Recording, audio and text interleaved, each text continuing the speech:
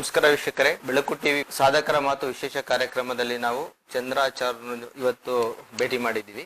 ಈ ಒಂದು ಹಠಯೋಗಿ ನಿಪುಣರು. ನಿಮ್ಮ ಬಾಲ್ಯ ಶಿಕ್ಷಣ ಎಲ್ಲಾಯ್ತು, ಹೇಗಾಯ್ತು? 1996 ಅಲ್ಲಿ ಅಪಾಯಿಂಟ್ಮೆಂಟ್ ಆಯ್ತು ನನಗೆ. ಒಂದು ಶ್ರೀಧರ್ ಗುರುಜಿ ಆಶ್ರಮಕ್ಕೆ ಹೋಗ್ಬಾರ್ಣ, ವರದಳ್ಳಿ ಸಾಗರದ ಇಂಟರ್ನ್ಯಾಷನಲ್ ಕಾನ್ಫರೆನ್ಸ್ ನಡೀತು ಯೋಗ. ರಾಮದಾಸ್ ಅವರೆಲ್ಲ ಮಾಡಿದ್ರಿ. ಈಗಿನ ಪ್ರಧಾನಿ ನರೇಂದ್ರ ಮೋದಿಗಳು ಗುರುಗಳು ಡಾಕ್ಟರ್ HR ನಾಗೇಂದ್ರ ಅಂತ ಅವರು ಇದ್ರು. ಅವತ್ತು ಡೆಮೋ ಕೊಟ್ಟೆ, BK ಸಂಗಾರು ಬಂದ್ರು. ನಾನು ನೋಡಿದ್ರು, ಬಟ್ ಡಾಕ್ಟರ್ HR ನಾಗೇಂದ್ರ ಅಲ್ಲಿ ಡೆಮೋ ಎಲ್ಲ ಕೊಡ್ಸಿದ್ರು ಗುರುಜಿ. ಆಮ ಸ್ವಾಮೀಜಿಗಳು ಕರೆದ್ರು, ಯಾರೋ ಕರ್ಕೊಂಡು ಹೋದ್ರು ನನ್ನ. ಶಿವಕುಮಾರ್ ಸ್ವಾಮೀಜಿ ತುಮಕೂರು ನಿರ್ಮಲಾನಂದ ಸ್ವಾಮೀಜಿನ ತುಂಬಾ ಸಾಧನೆ ಮಾಡಿಲ್ಲಪ್ಪ, ಸಾಧನೆ ಮಾಡ್ಕೊಂಡು. ಇವಾಗ ಷಟ್ಕ್ರಿಯೆಗಳು ಎಷ್ಟಿದಾವೆ? 6 ವಿಧಗಳಿದೆ. 6 ವಿಧಗಳಿದಾವೆ. ಯಾವ ಸೂತ್ರ ನೇತಿ, ದಂಡದೌತಿ, ವಕ್ರದೌತಿ, ನೌಲಿ, ಬಸ್ತಿ ಮತ್ತೆ ಇದು. ಇಷ್ಟು ಇದೆ. ಇವಾಗ ಫಸ್ಟ್ ಯೋಗಿ ವಾಕಥನ್ ಕಲ್ತ್ಕೊಂಡೆ. ರಿಟೈರ್ಡ್ ಆಗಿದ ತಕ್ಷಣ ಯೋಗಿ ವಾಕಥನ್ ಕಾಶ್ಮೀರ್ಗೆ ಹೋಗಿದ್ದೆ 1 ತಿಂಗಳು. ಮೇ ರಿಟೈರ್ಡ್ 31st ಆಯ್ತು. ಜೂನ್ 6ಗೆ ನಾನು ಸದಾನಂದ್ ಹೇಳಿದ್ನಲ್ಲ, ನಾವಿಬ್ರು ಕಾಶ್ಮೀರ್ಗೆ ಹೋದ್ವಿ 1 ತಿಂಗಳು ವಿವೇಕಾನಂದ ಯೋಗ ಕೇಂದ್ರಗೆ. ಎಲ್ಲಿ? ಜಮ್ಮು ಕಾಶ್ಮೀರ. ಆ ಗುಡ್ಡಗಾಡು ನಡೆಯುವಾಗ ಇದ್ ಮಾಡುವಾಗ ಎಲ್ಲ ಆಲ್ರೆಡಿ ಇತ್ತು. ಏನ್ ಪ್ರಯೋಜನ ಅಂತ ಕಂಡಿಡ್ಕೊಂಡೆ. Yogi walkathon first. ಅದರಿಂದ ಏನೇನು ಉಪಯೋಗ? ಕಾಲ್ಗಳನ್ನ ಏನಾಗುತ್ತೆ, ಮೊದ್ಲು ರೋಡ್ಗಳು ಇತ್ತ ಇರ್ಲಿಲ್ಲ, ಋಷಿ ಮುನಿಗಳು ಇದೆಲ್ಲ. ಇವಾಗ ರೋಡ್ ಇದೆ, ಕ್ಲೀನ್ ಆಗಿ ಹೆಜ್ಜೆ ಇಟ್ಕೊಂಡು ಹೋಗ್ತಾ ಇದ್ವಿ. ಮೊದ್ಲು ರೋಡ್ಗಳು ಎಲ್ಲಿತ್ತು? ಅದಕ್ಕೇನ್ ಮಾಡೋರು, ಲಾಂಗ್ ಜರ್ನಿ ಹೋಗೋರು first east, west, north, south ಈ ತರ. ಆಮೇಲೆ ಹಿಂಗ್ ನಡ್ಕೊಂಡು ಹೋಗೋದು ಸ್ವಲ್ಪ ದೂರ, ಆಮೇಲೆ ಹಿಂಗ್ ನಡ್ಕೊಂಡು ಹೋಗೋದು, ಆಮೇಲೆ ಹಿಂಗ್ ನಡ್ಕೊಂಡು ಹೋಗೋದು. ಬೆರಳುಗಳು. ಲೆಗ್ನು ಅಷ್ಟೇ, ಲೆಗ್ ಅಲೈನ್ಮೆಂಟ್ ಇರ್ಬೇಕು. ಒಂದು ಲೆಗ್ ಶಾರ್ಟ್ ಇರ್ತಿತ್ತು, ಒಂದು ಲೆಗ್ ಕಮ್ಮಿ ಇರ್ತಿತ್ತು. ಅದನ್ನು ಸರಿ ಮಾಡ್ಬೋದು. ಮತ್ತೆ ಬೆರಳು ನೋಡಿ ಹಿಂಗಿರ್ಬೇಕು, ಬೆರಳು ಹೆಬ್ಬೆರಳು ಯಾವ್ದು ಪಾದದ್ದು, ಕೆಲವ್ರಿಗೆ ಹಿಂಗಿರ್ತೈತೆ, ಸ್ವಲ್ಪ ಹಿಂದೆ ಮುಂದೆ ಇರುತ್ತೆ. ಅದನ್ನು ಯೋಗಿ ವಾಕಥನಲ್ಲಿ ಸರಿ ಮಾಡ್ಬೋದು. ಅರ್ಥ ಆಯ್ತಾ? ಆಮೇಲೆ ಹಿಂಗೆ ಹೊರಟಾಗಿ ನಡೀತಾರೆ ಗೊತ್ತಾ, ಸ್ವಲ್ಪ ಸೈಡ್ ಆಗಿ ನಡೀತಾರೆ ನೋಡಿ, ಅದನ್ನು ಸರಿ ಮಾಡ್ಬೋದು. ನೆಕ್ಸ್ಟ್ ಏನ್ ಮಾಡಿದೆ, ಷಟ್ಕ್ರಿಯೆಗಳು. ಅದೇ ಯಾವ್ಯಾವ ಷಟ್ಕ್ರಿಯೆಗಳು? ಜಲನೇತಿ. ಜಲನೇತಿನಲ್ಲಿ 3 ವಿಧ ಬರ್ತಿದೆ. ಯುತ್ಕರ್ಮ, ಶೀತಕರ್ಮ, ಜಲನೇತಿ ಅಂತ ಬರುತ್ತೆ. ಜಲನೇತಿಯಿಂದ ಡಸ್ಟ್ ಅಲರ್ಜಿ, ನಿಮ್ಗೆ ಇಲ್ಲೆಲ್ಲ ಕಫ ಗಿಫ ಎಲ್ಲ ಬ್ಯಾಟ್ಸ್ ಜೀವಿಗಳೆಲ್ಲ ಕೂತ್ಕೊಂಡಿದ್ರೆ ಎಲ್ಲ ಈಚೆ ಬರ್ತೈತೆ. ಜಲನೇತಿಯಿಂದ 2 ಹೋಲ್ ಇರ್ತೈತೆ, ಅದ್ರಲ್ಲೂ ಕಫ ಇರ್ತೈತೆ, ಜೀವಿಗಳು ಇರ್ತೈತೆ. ಅದನ್ನು ಸೂತ್ರ ನೀತಿಯಿಂದ ಅದನ್ನ ಉಪಯೋಗ ಪಡ್ಕೋಬಹುದು ನಾವು. ಉಪಯೋಗ ಡಸ್ಟ್ ಅಲರ್ಜಿ ಎಲ್ಲ ದುರ್ಮಾಂಸ ಎಲ್ಲ ಬೆಳೆದಿರ್ತೈತೆ, ಅದೆಲ್ಲ ಇದ್ ಮಾಡ್ತೈತೆ. ಸ್ವಲ್ಪ ಗೊರಕೆ ಹೊಡೆಯೋರ್ಗು ಕಮ್ಮಿ ಆಗುತ್ತೆ. ಯುತ್ಕರ್ಮನಲ್ಲಿ ಅದ್ರಲ್ಲಿ ಯುತ್ಕರ್ಮ ಅಂದ್ಬಿಟ್ಟಿದೆ, ಏನಾಗುತ್ತೆ, ಯುತ್ಕರ್ಮ ಅಂದ್ಬಿಟ್ಟಿದೆ ಮಾಡಿದ್ರೆ ಮೂಗಲ್ಲಿ ಹಿಂಗ್ ಇಟ್ಕೊಂಡು ನಾಷ್ಟದಲ್ಲಿ ಸಾಲ್ಟ್ ವಾಟರ್ 1 ಲೀಟರ್ಗೆ 1 ಸ್ಪೂನ್ ಹಾಕ್ಬೇಕು ಅಷ್ಟೇ. ಎಷ್ಟು ಲೀಟರ್ಗೆ? 1 ಲೀಟರ್ಗೆ 1 ಸ್ಪೂನ್. ಅದೇನಾಗುತ್ತೆ, ಹಿಂಗ್ ಇಟ್ಕೊಂಡು ಹಿಂಗ್ ಎಳ್ಕೋಬೇಕು. ಎಳ್ಕೊಂಡ್ರೆ ಗಂಟ್ಲೊಳಗಡೆ ಬರ್ತೈತೆ. ಈ ಕಡೆ ಹಿಂಗ್ ಎಳ್ಕೊಂಡ್ರೆ ಗಂಟ್ಲಲ್ಲಿ ಬರ್ತೈತೆ. ಅಲ್ಲಿರೋ ಇನ್ಸೈಡ್ ಇರೋ ಕಫಗಳೆಲ್ಲ ಹೊರಗಡೆ ಬಂದ್ಬಿಡುತ್ತೆ. ಕರೋನಾ ಟೈಮಲ್ಲಿ ಅದೇ ಮಾಡ್ಕೊಂಡಿದ್ದು. ಏನ್ ಬಂತು? ಏನು ಬಂದಿಲ್ಲ. ಎಳ್ಕೊಳ್ಳೋದು ದಿನ 1-2-3 ದಿನಕ್ಕೊಂದ್ಸರಿ ಎಲ್ಲ ಇದ್ರೆ, 1-2-3 ದಿನಕ್ಕೆ ಆತರ ಇದ್ರೆ ಹೇಳ್ಕೊಳ್ಳೋದು ಮಾಡೋದು ಬರ್ತಾ ಇದೆ. ಮುಂಚೆ ಇವಾಗ ದಂಡದೌತಿ. ಷಟ್ಕ್ರಿಯೆಗಳಲ್ಲಿ ದಂಡದೌತಿ ಅನ್ನೋದು ಮೂರನೇದು. ಅದೇನಾಗುತ್ತೆ, ಇಲ್ಲಿ ಕುತ್ಕೋಬೇಕು, ಎದ್ರೆ ಡ್ರೈನೇಜ್ಗೆ ಹೋಗ್ಬಿಡ್ತೈತೆ. ಮಾಲಾಸನಲ್ಲಿ ಕುತ್ಕೊಂಡು ಸ್ಮಾಲ್ ಇಂಟೆಸ್ಟೈನ್ಗೆ ಇಲ್ಲಿ ನೀರು ತುಂಬಿಸ್ಕೋಬೇಕು. 3 ಗ್ಲಾಸ್ 4 ಗ್ಲಾಸ್ ನೀರು ಕುಡಿಬೇಕು. First salt water. ಅದೇ ಹೇಳಿಲ್ವಾ, ಕಾಣಿಸ್ತಾರಂತದ್ದು ವಸ್ತುಗಳನ್ನ ಹಿಂಗೆ ಈಚೆ ತೆಗಿತೀರಾ ನೀವು. ಇದೇ ಮಾಡ್ಕೋತಾ ಇದ್ದೀವಿ ಋಷಿಮುನಿಗಳು. ಅಂದ್ರೆ 3 ಗ್ಲಾಸ್ ನೀರು ಕುಡಿತೀವಿ, ಸಾಲ್ಟ್ ವಾಟರ್. 3 ಗ್ಲಾಸ್ 3 ಗ್ಲಾಸ್ ನೀರು ಕುಡಿದ್ಬಿಟ್ಟು ಅಲ್ಲಿ ಕೂತ್ಕೊಳ್ತೀವಿ. ಅವಾಗ ಏನಾಗುತ್ತೆ, ದಂಡ ಹಾಕ್ತಿವಿ. ಈಗ ನಾನು ಹೊಸದಾಗಿ ಮಾಡಿದೀನಿ, ಎಲ್ಲ ರಬ್ಬರ್ ಆಗ್ತಾ ಇದ್ರು. ಈಗ ನಾನು ಸಕ್ಷನ್ ಕ್ಯಾಥೆಟರ್ ಅಂತ ಮೆಡಿಸಿನ್, ಅದು ನೀರು ಹೊರಗೆ ರಬ್ಬರ್ ಆದ್ರೆ ಇನ್ಫೆಕ್ಷನ್ ಆಗುತ್ತೆ. ಇವಾಗ ಕೆಮಿಕಲ್ ಫುಡ್ ಅಲ್ವಾ ಸರ್, ಹೌದೌದು. ಇನ್ಫೆಕ್ಷನ್ ಆಗುತ್ತೆ. ಸೊ ಅವಾಗ ಏನಾಗುತ್ತೆ, ದಂಡ ತೋತಿ ಹಿಂಗ್ ಹಾಕ್ತೀವಿ. ಹ್ಮ್ ಹಿಂಗ್ ಒಳಗಡೆ ಹಾಕಿದ ತಕ್ಷಣ ಏನಾಗುತ್ತೆ, ಒಳಗಡೆ ಹೋಗಿ ಬಂದು ಕೂತ್ಕೊಳ್ತದೆ. ಕೂತ್ಕೊಂಡಾಗ ಅಲ್ಲಿರೋದೆಲ್ಲ ಕಲ್ಮಶಗಳೆಲ್ಲ ಏನಾಗುತ್ತೆ ಅಪ್ಪ ಉಫ್ ಅಂತ ಊದ್ತೀವಿ. ಅಲ್ಲಿ ವಿಡಿಯೋ ಕಳಿಸಿದ್ದೀನಿ ನೋಡಿ, ಅದ್ರಲ್ಲಿ ನೋಡಿ ಅಂತ ಊದ್ತೀವಿ. ಅವಾಗೆಲ್ಲ ಏನಾಗುತ್ತೆ, ಆ ಕಲ್ಮಶಗಳೆಲ್ಲ ಕಂಪ್ಲೀಟ್ ಹೊರಗಡೆ ಬರುತ್ತೆ. ಇನ್ನ ಶುದ್ಧ ಮಾಡ್ಕೋಬೇಕಾದ್ರೆ ನೀವೇನ್ ಮಾಡ್ಬೇಕು, ವಸ್ತ್ರ ಧೋತಿ. ಅದು ವಸ್ತ್ರ 7 ಮೀಟರ್ ಒಳಗಡೆ ಹಾಕೋಬೇಕು. ಬಟ್ಟೆ ಹೇಗೆ ಹೋಗುತ್ತದೆ? ಇಷ್ಟೇ 2 ಇಂಚು.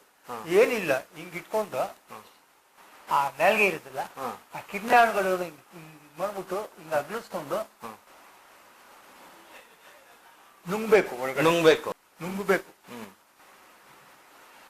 ನಾನು ಅದ್ರಲ್ಲಿ ಏನ್ ಮಾಡಿದ್ದೀನಿ, ನುಂಗಾದ್ಮೇಲೆ 7 ಮೀಟರ್ ನುಂಗಾದ್ಮೇಲೆ ನವಲಿ ಮಾಡ್ತೀನಿ. ನುಂಗಿದ್ಮೇಲೆ ನವಲಿ ಮಾಡ್ತೀನಿ. ಇನ್ನ ಎಲ್ಲಾ ಶುದ್ಧ ಆಗೋದಿದೆ. ನನ್ನ ಇದರಿಂದ ನುಂಗೋದ್ರಿಂದ ಹೊರಗಡೆಯಿಂದ ಇನ್ಫೆಕ್ಷನ್ ಏನಾಗಲ್ವಾ? ಏನಾಗಲ್ಲ. ತಿರ್ಗಿ ಅದನ್ನ ಅದ್ರಿಂದ ಹಂಗೆ ತೆಗೆದು ಬಿಡ್ಬೇಕು. 18 ನಿಮಿಷದ ಒಳಗಡೆ ತೆಗಿಬೇಕು. ಅದು 7 ಮೀಟರ್ ನಿಧಾನಕ್ಕೆ ತೆಗಿಬೇಕು. ಅವಾಗ ನೀವು ಅಲ್ಲಿ ನೋಡಿ, ಸಮ್ ಟೈಮು ಕಫಾದು ಮತ್ತೆ ನಿಮ್ದು ವಾತ ಪಿತ್ತ ಕಫಾದು ಎಲ್ಲ ಹೊರಗಡೆ ಬರುತ್ತೆ. ಅದನ್ನ ಹೊರಗೆ ಬರೋದಲ್ಲ, ಈಶ್ಮನ್ ಕಲರ್ ಕಾಣಿಸ್ತಿದೆ ಬಟ್ಟೆನಲ್ಲಿ. ಹಿಂಗ್ ಮುಟ್ಟಿ ಗಂಜಿ, ನೀವು ಆತರ ಗಂಜಿ ಬಟ್ಟೆ ನೋಡಿಲ್ಲ. ಆತರ ಒಳಗಡೆ ಇರೋ ಅಷ್ಟು ಕಲ್ಮಶ ಇದೆ ನಮ್ಗೆ. ಅದೇ ಅಷ್ಟಿದೆ, ಅದನ್ನ ಹೊರಗಡೆ ತೆಗಿಸ್ತೀವಿ. ಆತರ ವಸ್ತ್ರ ಧೌತಿ. ಅದಾಯ್ತಾ. ಆಮೇಲೆ ಬಸ್ತಿ ನವಲಿ ಬಸ್ತಿ ಒಳಗಡೆ ಹಿಂಗ್ ಹಾಕೊಂಡು ಹಿಂದೆಗಡೆ ಬುಧದ್ವಾರದಲ್ಲಿ ಹಾಕೊಂಡು ನೀರ್ ಇಟ್ಕೋಬೇಕು. ನೀರ್ ಇಟ್ಕೊಂಡು ನಾನು ಹೊಸ್ದಾಗಿ ಮಾಡಿದ್ದೀನಿ, ನವಲಿಗೆ ಮಾಡ್ತೀನಿ. ನವಲಿ ಮಾಡಿದಾಗ ನೀರು ಫುಲ್ ಜಿಮ್ಮಿ ಅಂತ ಇಳಿತೈತೆ. ಇಲ್ಲಿ ಸ್ಪ್ರೇ ಆಗ್ತೈತೆ, ಗೊತ್ತಾಗ್ತೈತೆ ಫೀಲ್. ಏನೋ ಒಂಥರ ಆನಂದಮಯ ಕೋಶ. ಅಷ್ಟು ಇದಾಗುತ್ತೆ. ಮತ್ತೆ ನವಲಿಗೆ ಬರ್ತೀನಿ. ನವಲಿನಲ್ಲಿ ಬೇಸಿಕ್ ಕಲ್ತಿದ್ ನಾನು ಬಂದಾಗಳು, ಆಮೇಲೆ ಅಗ್ನಿಸಾರ ಕಲ್ತ್ಕೊಂಡೆ. ಆಮೇಲೆ ವಾಮನ ನವಲಿ, ಮಧ್ಯಮ ನವಲಿ ಕಲ್ತ್ಕೊಂಡೆ. ಆಮೇಲೆ ವಾಮನ ನವಲಿ, ದಕ್ಷಿಣ ನವಲಿ. ಆಮೇಲೆ ನವಲಿ ಕ್ರಿಯಾ, clockwise and anticlockwise. ಇದೇ ನವಲಿ ಏನಾಗುತ್ತೆ ಬೆನಿಫಿಟ್ ಅಂತ, ಲಾಭಗಳು ಏನಾದ್ರು ಸಿಕ್ಕಾಪಟ್ಟೆ ಇದೆ. ಅಸಿಡಿಟಿನ, ಗ್ಯಾಸ್ಟ್ರಿಕ್ನ, ಆಮೇಲೆ ನಾನು ಅನುಭವಿಸಿರೋದು, ಸುಳ್ಳು ಹೇಳೋದಿಲ್ಲ. ಆಮೇಲೆ ಅಸಿಡಿಟಿನ, ಗ್ಯಾಸ್ಟ್ರಿಕ್ನ ಕಂಪ್ಲೀಟು. ಆಮೇಲೆ ಈ ಬ್ಲಡ್ ಇರ್ತೈತಲ್ಲ ಮಸಲ್ಸ್ ಒಳಗಡೆ, ಇಂಟೆಸ್ಟೈನ್ ಏನ್ ಮಾಡುತ್ತೆ, ನಿಮ್ಗೆ ವಾಶ್ ಮಾಡುತ್ತೆ ಒಳಗಡೆ. ಅಂದ್ರೆ ಎಲ್ಲ ಅಪೆಂಡಿಕ್ಸ್ ಯಾವ್ದಾದ್ರು ಕೂತ್ಕೊಳಕ್ ಹೋದ್ರೆ ಎಲ್ಲ ತಗೊಂಡೋಗಿ ಡ್ರೇಜ್. ಅರಣ್ಯ ಏನ ಇನ್ಫೆಕ್ಷನ್, ಲೇಡೀಸ್ಗೆ ಗರ್ಭಕೋಶದ್ದು ಅದೊಂದು ಕ್ಯಾನ್ಸರ್ಗಳು ಬರ್ತಾ ಇದೆ. ಇದೆಲ್ಲ ಇನ್ಫೆಕ್ಷನ್. ಆಮೇಲೆ ಹಾರ್ಟ್ ಬ್ಲಾಕ್ ಆಗಲ್ಲ. Haemoglobin, blood. ಸೊ ನೀವು ನವಲಿನೂ ಸಮೇತ ಸುಮಾರು 12-13 ವರ್ಷದಿಂದ ಪ್ರಾಕ್ಟೀಸ್ ಮಾಡ್ತಾ ಇದ್ದೀರಾ. ಸೊ ಇದು ನಿಮ್ದು ಯೋಗದ್ದು ಷಟ್ಕ್ರಿಯೆಗಳಲ್ಲಿ. ಅದರಲ್ಲಿ ಮತ್ತೆ ನೀರ್ ಒಳಗಡೆನೂ ನೀವು ಮಾಡ್ತೀರಾ ಯೋಗ? ನೀರ್ ಒಳಗಡೆ ಕಲ್ತಿದ್ದು ಅಂದ್ರೆ ಇದೇ ತರ ಪ್ರೋಟೀನ್ ಕಲ್ತ್ಕೊಂಡೆ. ಕಲ್ತ್ಕೊಂಡು ಸರಿ, ಇನ್ನ ಒಂದು ಸ್ವಿಮ್ಮಿಂಗ್ ಪೂಲ್ ಅಲ್ಲೂ ಸಪೋರ್ಟ್ ಮಾಡೋರು ಪಾಪ. ಅಂದ್ರೆ ನೀರಲ್ಲಿ ಫಸ್ಟ್ ನೀವು ಫ್ಲೋಟಿಂಗ್ ಮಾಡ್ತಾ ಇದ್ರಿ. ಹೌದೌದು. ಓಕೆ. ಸೊ ಇವಾಗ ನೀವು ಸೂರ್ಯ ನಮಸ್ಕಾರನೂ ಮಾಡ್ತೀರಾ? ನೀರ್ ಒಳಗಡೆ ಫಸ್ಟ್ ಏನ್ ಮಾಡಿದೆ, ಕೂತ್ಕೊಳ್ಳೋಕ್ ಸ್ಟಾರ್ಟ್ ಮಾಡಿದೆ ನೀರ್ ಒಳಗಡೆ. ಭಾರಿ ಕಷ್ಟ ಆಯ್ತು. ಕೂತ್ಕೊಂಡು ಹಾಗೆ ಪ್ರಾಕ್ಟೀಸ್ ಮಾಡ್ಕೊಂಡು ಬ್ರೀತಿಂಗ್ ಮೆಡಿಟೇಷನ್ ಇದು ಸಿಕ್ಕಾಪಟ್ಟೆ ಮಾಡ್ತಾ ಇದ್ದೆ ನಾನು. 3 ಅವರ್, ಬೆಳಿಗ್ಗೆ 3 ಅವರು, ಕರೋನಾ ಟೈಮಲ್ಲಿ ಸಾಯಂಕಾಲ 3 ಅವರ್, 6 ಅವರ್ ಮಾಡ್ತಾ ಇದ್ದೆ ಹುಚ್ಚಿನ ತರ. ಆಮೇಲೆ ಇವು ಹೆಂಗೆ ಅಂದ್ರೆ ಅದೇ ಹುಚ್ಚು, ಹೋಗೋದು ಕೂತ್ಕೊಳ್ಳೋದು. ಎಲ್ಲಿ ಹೋಗ್ತೀರಾ, ಏನ್ ಹೋಗ್ತೀರಾ? ನೀರೊಳಗಡೆ ಕೂತ್ಕೊಳ್ಳೋ ಪ್ರಾಕ್ಟೀಸ್ ಮಾಡಿದ್ರಿ, ಧ್ಯಾನ ಮಾಡ್ತಾ ಇದ್ರಿ. ಹೌದು. ಓಕೆ. ಸೊ ಇವಾಗ ಅದರಲ್ಲಿ ಅದೇ ರೀತಿ ಪ್ರಾಕ್ಟೀಸ್ ಮಾಡಿ ಸೂರ್ಯ ನಮಸ್ಕಾರನು ಮಾಡ್ತೀನಿ. ಆಮೇಲೆ ನೀರೊಳಗಡೆ ಎಲ್ಲಾ ಆಸನ ಸ್ಟಾರ್ಟ್ ಮಾಡಿದೆ. ಒಂದೊಂದೇ ಕೂತ್ಕೊಳ್ಳೋಕೆ ಫಸ್ಟ್ ಸ್ಟಾರ್ಟ್ ಮಾಡಿದೆ, ಪದ್ಮಾಸನ ಬಂದು. ಆಮೇಲೆ ಹಾಗೆ ಕಂಟಿನ್ಯೂ ಮಾಡ್ತಾ ಒಂದೊಂದು ಆಸನನು ಸ್ಟಾರ್ಟ್ ಮಾಡಿದೆ. ನಾನು ನೀರೊಳಗಡೆ ಮೊದಲು ನವಲಿ ಮಾಡ್ಕೊಂಡಿದ್ದೆ, ಆಸನ ಕಲ್ತಿದ್ದೆ ನೀರೊಳಗಡೆ ನಾನು. ಚಕ್ರಾಸನ, ಎಲ್ಲಾ ಆಸನ ನೀರೊಳಗಡೆ ಮಾಡ್ತಾರೆ. ಷಟ್ಕ್ರಿಯೆಗಳಾಯ್ತು, ನೀರೊಳಗಡೆ ಇಷ್ಟೆಲ್ಲ ಆಯ್ತು. ಅದು ಹೊರತುಪಡಿಸಿ ಆಮೇಲೆ ಇದು ಫಸ್ಟ್ ಏನಂದ್ರೆ ನೀರೊಳಗಡೆ ಸಂಧ್ಯಾ ವಂದನೆ ಮಾಡ್ತಾ ಇದ್ದೆ. ಓಕೆ. ಯಾರು ಮಾಡಲ್ಲ ಹ್ಮ್ ನೀರೊಳಗಡೆ. 16 ಅಡಿ ಆಗ್ಲಿ 9 ಅಡಿ ನಾನು ಪ್ರಾಕ್ಟೀಸ್ ಮಾಡ್ತಾ ಇದ್ದೆ. ನೀರೊಳಗಡೆ 9 ಅಥವಾ 12 ತಗೊಂಡು ಹೋಗ್ತಾ ಇದ್ದೆ. ಹ್ಮ್. ಹಂಗೆ 3 ಸರಿ ಹಿಂಗೆ ಆಚಮನ ಮಾಡ್ಕೊಂಡು ಮತ್ತೆ 3 ಸರಿ ಗಾಯತ್ರಿ ಮಂತ್ರ ಹೇಳ್ತಾ ಇದ್ದೆ, ಮಾತಾಡ್ತಾ ಇದ್ದೆ. ಓಂ ಭೂರ್ಭುವಃ ಅದು ಸಂಧ್ಯಾ ವಂದನೆ ಮಾಡ್ಕೊಂಡು ಹಿಂಗ್ ಜನವರ ಹಿಂಗ್ ಇಟ್ಕೊಂಡು ಸಂಧ್ಯಾ ವಂದನೆ ಮಾಡ್ಕೊಂಡು ಜನವರ ಹಾಕೊಂಡಿರ್ತೀನಿ. ಓಕೆ. ಸಂಧ್ಯಾ ವಂದನೆ ಮಾಡ್ಕೊಂಡು 3 ಸರಿ ಆದ್ಮೇಲೆ ಮೇಲ್ಗಡೆ ಬರ್ತಾ ಇದ್ದೆ. ಹಂಗೆ ಬಿಸಿಲಿಗೆ ಬರ್ತಾ ಇದ್ದೆ. 3 ಸರಿ ಆಗೋವರೆಗೂ ಇರ್ತಿತ್ತು. ಓಕೆ. ಆಮೇಲೆ ಇದು ಹಾಗೆ ಪ್ರಾಕ್ಟೀಸ್ ಮಾಡ್ಕೊಂಡು ಎಲ್ಲ ಆಸನ ಸ್ಟಾರ್ಟ್ ಆಯ್ತು. ಮಯೂರಾಸನ ಎಲ್ಲ. ಓಕೆ, ಇಷ್ಟೆಲ್ಲ ನೀವು ಕಲ್ತಿದ್ದೀರಲ್ಲ, ಸೊ ಅದ್ರ ಜೊತೆಗೆ ನೀವು ಇವಾಗ ಬೇರೆ ಕಡೆ ಕಲ್ತು ಪ್ರಾಕ್ಟೀಸ್ ಮಾಡ್ತಾ ಇದ್ದೀರಾ, ಎಲ್ಲ ತರಬೇತಿ ಏನಾದ್ರು ನೀಡ್ತಾ ಇದ್ದೀರಾ? ನಾನು ಎಲ್ಲ ಕಡೆ ತರಬೇತಿ ಇವಾಗ ಸರ್ ರಿಟೈರ್ಡ್ ಆದ್ಮೇಲೆ ನಾನು ಹೇಳಿ ಇವಾಗ ಎಲ್ಲೆಲ್ಲಿ ನೀವು ಶಿಕ್ಷಣ? ಅದೇ ಮೋದಿ ಯೋಗ ಗುರುಗಳು ಅವರು ವಯಸ್ಸಿಗೆ ಎಲ್ಲದಕ್ಕೂ ಸ್ವಲ್ಪ ಕರೀತಾ ಇರ್ತಾರೆ. Okay.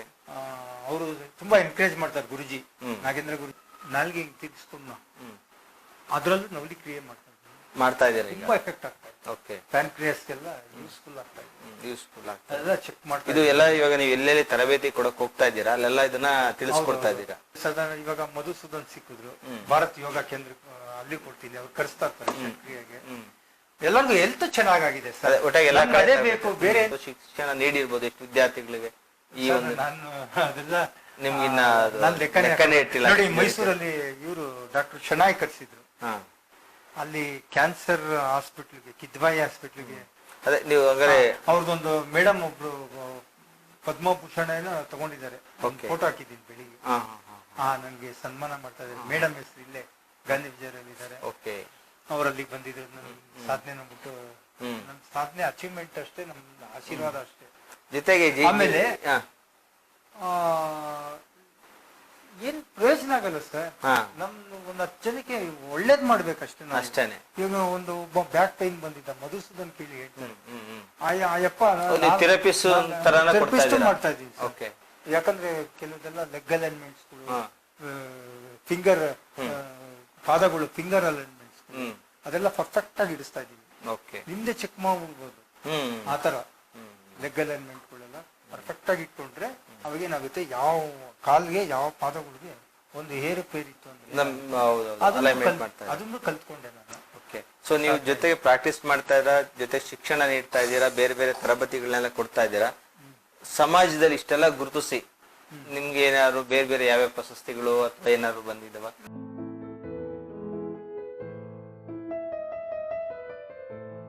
ಮೈಕ್ಯಾಪ್ tax and HR solution ಅಂತ ಅಂದ್ಬಿಟ್ಟು ಆಡಿಟರ್, ಟ್ಯಾಕ್ಸ್, HR ಮತ್ತು ಬಿಸ್ನೆಸ್ ಕನ್ಸಲ್ಟೆಂಟ್ ಸರ್ವಿಸಸ್ ಇದಾವೆ. ಏನೇನೆಲ್ಲ ಸರ್ವಿಸಸ್ ಬರುತ್ತೆ ಅಂತ ನೋಡೋದಾದ್ರೆ GST ರಿಜಿಸ್ಟ್ರೇಷನ್ ಮತ್ತೆ ಫೈಲಿಂಗ್, ಮತ್ತೆ FSSAI ಅಥವಾ ಫುಡ್ ಲೈಸೆನ್ಸ್ ರಿಜಿಸ್ಟ್ರೇಷನ್, ಬೇಸಿಕ್ ಇರ್ಬೋದು, ಸ್ಟೇಟ್ ಇರ್ಬೋದು, ಸೆಂಟ್ರಲ್ ಇರ್ಬೋದು, ಎಲ್ಲಾ ತರ ಲೈಸೆನ್ಸ್ ಮಾಡ್ತಾರೆ. ಮತ್ತೆ shop and establishment, form C ಅಥವಾ ಒಂದು ಲೇಬರ್ ಲೈಸೆನ್ಸ್ ಅಂತ ಏನು ಕರಿತೀವಿ, ಇದು ರಿಜಿಸ್ಟ್ರೇಷನ್ ಕೂಡ ಆಗುತ್ತೆ. ಮತ್ತೆ ಝೊಮ್ಯಾಟೊ, ಸ್ವಿಗ್ಗಿ ರಿಜಿಸ್ಟ್ರೇಷನ್ ಕೂಡ ಇದೆ. ಮತ್ತೆ ISO ರಿಜಿಸ್ಟ್ರೇಷನ್ ಕೂಡ ಮಾಡ್ಕೊಡ್ತಾರೆ. ಮತ್ತೆ PF ಮತ್ತೆ ESI ರಿಜಿಸ್ಟ್ರೇಷನ್ ಮತ್ತೆ filing, ITR filing, MSME registration, ಮತ್ತೆ ಟ್ರೇಡ್ ಮಾರ್ಕ್ ರಿಜಿಸ್ಟ್ರೇಷನ್ ಅಂದ್ರೆ ಬ್ರಾಂಡ್ ನೇಮ್ ಏನಿರುತ್ತೆ ಅದು ರಿಜಿಸ್ಟ್ರೇಷನ್ ಕೂಡ ಮಾಡ್ಕೊಡ್ತಾರೆ. ಮತ್ತೆ ಇಂಪೋರ್ಟ್ ಎಕ್ಸ್ಪೋರ್ಟ್ ಲೈಸೆನ್ಸ್ ಕೂಡ ಆಗುತ್ತೆ. ಮತ್ತೆ ಪೇರೋಲ್ ಸಾಫ್ಟ್ವೇರ್ ಕೂಡ ಇದೆ. ಲೋನ್ಸ್ ಮತ್ತೆ ಅದರ್ ಫೈನಾನ್ಷಿಯಲ್ ಸರ್ವಿಸಸ್ ಕೂಡ ಇದೆ. ಯಾವುದೇ ಒಂದು ಲೈಸೆನ್ಸ್ ಬೇಕು ಅಂತಂದ್ರೆ ನಿಮ್ಗೆ ಒಂದು ಇದು ಶಾಪ್ ಅಂಡ್ ಎಸ್ಟಾಬ್ಲಿಷ್ಮೆಂಟ್ ಇರ್ಬೋದು, ಫುಡ್ ಲೈಸೆನ್ಸ್ ಇರ್ಬೋದು, ಇದೆಲ್ಲ ಬಂದ್ಬಿಟ್ಟು ಒಂದು 3-4 ಡೇಸ್ ಅಲ್ಲಿ ಅಪ್ರೂವಲ್ ಕೂಡ ಇರುತ್ತೆ. ಯಾವುದೇ ಒಂದು ಸರ್ವಿಸ್ ಬೇಕಂತಂದ್ರೆ ಸ್ಕ್ರೀನ್ ಮೇಲೆ ಕಾಣಿಸ್ತಾರ ನಂಬರ್ಗೆ ಕಾಂಟ್ಯಾಕ್ಟ್ ಮಾಡಿದ್ರೆ ಈ ಯಾವುದೇ ಒಂದು ಸರ್ವಿಸಸ್ ನೀವು ಪಡ್ಕೋಬಹುದು. ಮತ್ತೆ ವೆಬ್ಸೈಟ್ ಕೂಡ ಇದೆ. ವೆಬ್ಸೈಟ್ ಅಲ್ಲಿ ಕೂಡ ನೀವು ಕಾಂಟ್ಯಾಕ್ಟ್ ಮಾಡ್ಬೋದು ನಮ್ಮನ್ನ. ಮೈಕ್ಯಾಪ್ ಟ್ಯಾಕ್ಸ್ ಮತ್ತೆ HR solutions, MyCap tax and HR solution.in ಅಂತ ಅಂದ್ಬಿಟ್ಟು ಇಲ್ಲಿದೆ ನೋಡಿ. ಲಿಂಕ್ ನಾವು ಡಿಸ್ಕ್ರಿಪ್ಷನ್ ಅಲ್ಲಿ ಹಾಕಿರ್ತೀವಿ. ಈ ಲಿಂಕ್ ಹೋದ್ರೆ ನೀವು ಈ ತರ ಒಂದು ಅವ್ರದ್ದು ವೆಬ್ಸೈಟ್ ಕೂಡ ಓಪನ್ ಆಗೋದು. ವೆಬ್ಸೈಟ್ ಅಲ್ಲಿ ಯಾವ್ದೆಲ್ಲ ಸರ್ವಿಸಸ್ ಇದಾವೆ ಅಂತ ಅಂದ್ಬಿಟ್ಟು ಲಿಸ್ಟಿಂಗ್ ಕೂಡ ಇದೆ. ಯಾವ್ದು ಸರ್ವಿಸಸ್ ಬೇಕಾದ್ರೆ ನೀವು ಇವ್ರನ್ನ ಕಾಂಟ್ಯಾಕ್ಟ್ ಮಾಡ್ಬೋದು. ಕಾಂಟ್ಯಾಕ್ಟ್ ನಂಬರ್ ಇರ್ಬೋದು, ಮತ್ತೆ ಒಂದು ಮೇಲ್ ID ಕೂಡ ಇದೆ, ಅದು ಕೂಡ ನೀವು ಕಾಂಟ್ಯಾಕ್ಟ್ ಮಾಡ್ಬೋದು. ಇಲ್ಲಿ ಕಾಂಟ್ಯಾಕ್ಟ್ ನಂಬರ್ ಕೂಡ ಇದೆ. ವೆಬ್ಸೈಟ್ ಕೂಡ ನೀವು ರೆಫರ್ ಮಾಡ್ಕೊಳ್ಳಿ. ಇದೇ ರೀತಿ ಬಿಸ್ನೆಸ್ ಐಡಿಯಾಸ್ ವಿಡಿಯೋಸ್ ಮತ್ತೆ ಒಂದು ಲೈಸೆನ್ಸ್ಗಳ ಬಗ್ಗೆ ವಿಡಿಯೋಸ್ ಕೂಡ ಹಾಕ್ತಾ ಇರ್ತೀವಿ ನಮ್ಮ ಚಾನಲ್ ಅಲ್ಲಿ. ನೀವಿನ್ನ ಸಬ್ಸ್ಕ್ರೈಬ್ ಮಾಡ್ಕೊಂಡು ಎಲ್ಲರೂ ಸಬ್ಸ್ಕ್ರೈಬ್ ಮಾಡ್ಕೊಳ್ಳಿ, ಮತ್ತೆ ಫಾಲೋ ಕೂಡ ಮಾಡ್ಕೊಳ್ಳಿ. ನಿಮ್ಮ ಫ್ರೆಂಡ್ಸ್ ಕೂಡ ಶೇರ್ ಮಾಡಿ, ಅವ್ರಿಗೆ ಕೂಡ ಇನ್ಫಾರ್ಮೇಶನ್ ಶೇರ್ ಆಗಲಿ. Thank you for watching.